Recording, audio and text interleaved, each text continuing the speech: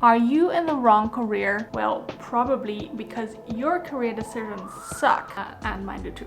There are 4 psychological traps we all commonly fall into. I certainly have. And this is causing us to end up in jobs that are making us miserable, not getting us what we actually want in life, and keeping us from fulfilling our potential. So if you've ever found yourself making career decisions that in hindsight weren't great, now you're gonna find out why. I came across these 4 biases in the career guidance book 80,000 Hours, and I felt called to talk about them because I realized I've fallen into every single one of them several times. And as someone in her quarter-life crisis era, I'm really struggling to make solid career decisions. So in this video, I'm going to share the 4 career decision-making biases and how they've personally affected me, so you can avoid them and make better choices for your career going forward. One of the biggest mistakes I've made is thinking too narrowly about my options. When I was ready for a new job after 3.5 years in my entry-level engineering job, I found myself only considering other engineering roles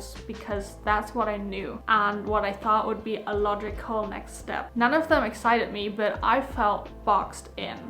Because I couldn't find anything that excited me, I finally decided to just quit my job without a plan and figure out the next steps afterwards. And it wasn't until I stopped working in engineering that I was able to step out of that mental box and started exploring other options like consulting that I found an exciting next step. This is what narrow thinking does. It limits your imagination and your potential. We tend to focus too much on what's immediately available and familiar rather than really considering all the options that are available to us. So what can we do to prevent thinking too narrowly? 3 main things. We can use brainstorming tools and exercises to come up with new options, talk to a diverse range of people about their careers to get new perspectives, and we can ask ourselves, what are some reasons that our current options might be wrong, to push ourselves to broaden our horizon. The second problem with our career decisions is that we get stuck. We stay in our career for too long, even though it would be beneficial to change. The sunk cost fallacy is real, and I've fallen victim to it too. I stayed in my first engineering role at least a year longer than I should have, even after I realized that I wasn't learning much anymore and that I wasn't enjoying my day-to-day. I kept telling myself, I've already invested so much time and energy into this career, I can't just give up now. And same for my consulting job actually. I was planning on sticking it out for 2 years, even though I was pretty miserable in that role. But this mindset keeps us trapped in situations that no longer serve us. 80,000 Hours points out that it's irrational to continue on a path just because we've invested time or resources into it. What matters is whether the path is still right for you. Through my career decisions, I've learned that it's okay to pivot when something isn't working, and it's usually better to make the change sooner rather than later. The third common mistake in career decisions is that we misjudge our chances. I often misjudge my chances in 2 ways: underestimating my abilities and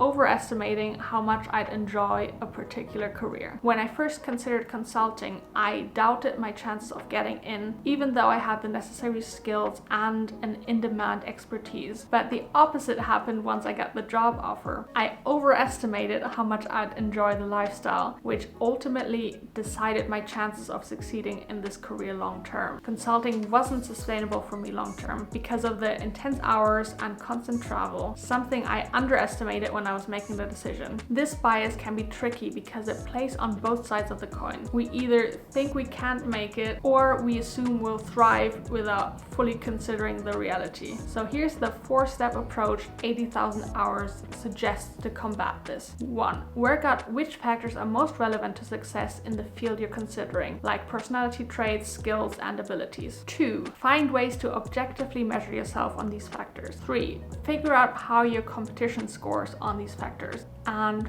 4. Take the outside view. If you were assessing someone else with the same personality traits, skills, and abilities, how would you rate their chances of success compared to other people pursuing the same career? Now, this last mistake is tricky because I've always believed in trusting my gut. But after a few missteps, I realized that relying solely on your gut instincts, especially in career decisions, can lead you astray. say. I leaned heavily on my gut when I jumped into consulting. The prestige, the excitement, it all felt right. But I didn't pay enough attention to the hard evidence. The nature of the work, demanding lifestyle, and lack of work-life balance, which ultimately made me miserable. Our gut is valuable, but it can be biased. And on top of that, we tend to seek out information that confirms our gut instinct, making it really difficult to change our mind once we have developed a strong gut instinct. But for our own good, we shouldn't ignore the facts just because we feel strongly about something. One thing we can do is to take the time to gather real information and to try to hold off on forming a strong opinion until we've looked at a lot of actual evidence and research, to avoid getting biased by our gut instincts too early. So, our career decisions suck because we think too narrowly, get stuck, misjudge our chances, and rely too much on our gut. Having made all of these mistakes in my career decisions, I've naturally made a couple of career transitions, and I'm going through another one right now. And if you've clicked on this video, I'm guessing you're in a similar situation where you're not entirely happy with your career, but also not sure where exactly you want to go. Now, I've realized that I've become weirdly comfortable with uncertainty. Like, even though I don't know where I'm going, I feel surprisingly prepared. You know, like when you pack so well for a trip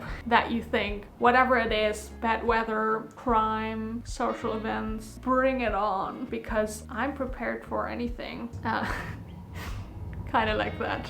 I try to understand why I feel so different this time around, and I've identified 10 things I've done over the last few years that sort of prepared me. These are things you can do to set your career up for success, even if you don't know the end goal, and I share them in this video right here.